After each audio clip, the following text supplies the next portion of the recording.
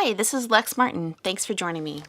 Today, I'll be reading an excerpt from my first book, Dearest Clementine, which is about a senior in college who accidentally signs up for a romance writing class. The problem is that she's sworn off men and needs some real-life experience to help her with an assignment. Fortunately, Gavin Murphy, a super sweet and hella sexy resident advisor, wants to help her find some inspiration. In the name of academics, of course.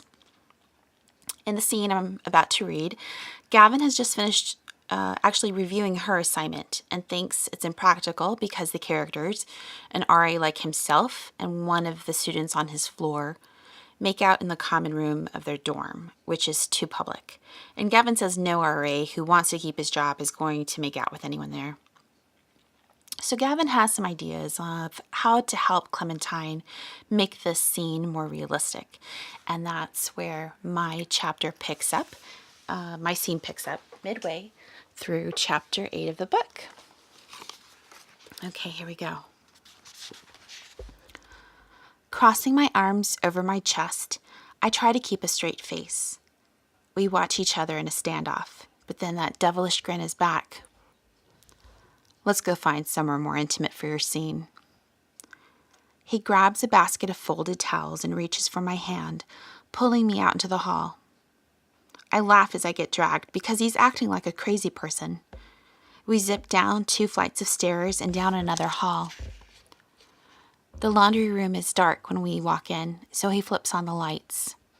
A row of washers and dryers line both sides of the small room. He opens up a washer and dumps in his basket of clothes.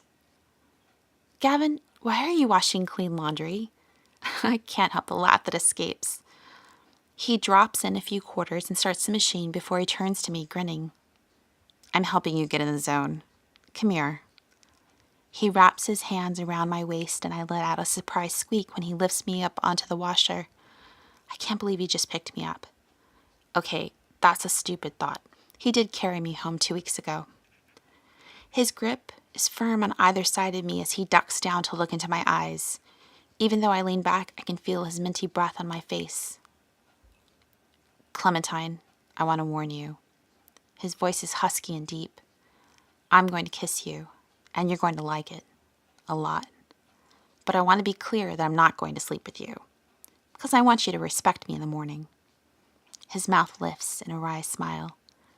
This is simply one friend helping out another, okay? Wait, is he serious? He must sense my apprehension because he rubs his thumb softly across my cheek. It's just an exercise to get into your story. I promise. I laugh, embarrassed, intrigued, and a whole lot turned on by the idea. He smiles again, but this time it's different. His eyes darken as his hands glide over my hips. My breath catches in my chest. Gavin, I don't think... He rests a finger over my lips. I'm doing this in the name of academics. You need inspiration? You're looking at it. Now shut up and let me kiss you. Holy shit. Pressing his hand on the small of my back, he pulls me to the edge of the washer and stands between my legs, my thighs now on either side of his hips. He runs his other hand behind the nape of my neck, and I think I'm having an out-of-body experience as his touch leaves a trail of flames in its wake. My mouth is dry and all I hear is the sound of my heart hammering on my chest. But before I can overanalyze it, he's so close I can barely breathe. By the way, he whispers, when we're nose to nose, you should remember that I'm already dating someone, so don't get too attached. And with the reminder that he has a fake girlfriend, he puts his lips on mine before I can tell him he's insane. Gavin's lips are soft but firm, and my body reacts, my arms lifting automatically to wrap around his neck. My hands are instantly in his hair, and my mouth opens, gasping from having him up close and oh so personal. He uses the brief opening to swipe my lips softly with his tongue. As he presses in closer, I tighten my thighs on his hips. Gripping my hair with his hand, he tugs my head back and delves deeper, stroking my tongue with his. And dear sweet Jesus, Gavin can kiss. I'm all kinds of turned on, my body a pulse, a beacon of exploding light.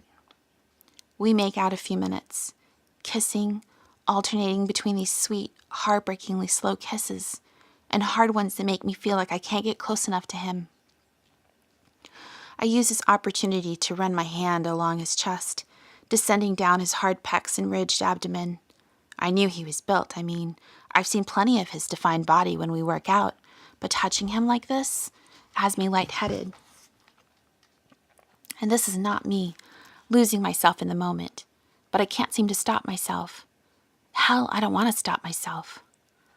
The wash cycle stops, the machine stilling beneath me, and he pulls away, leaving me out of breath.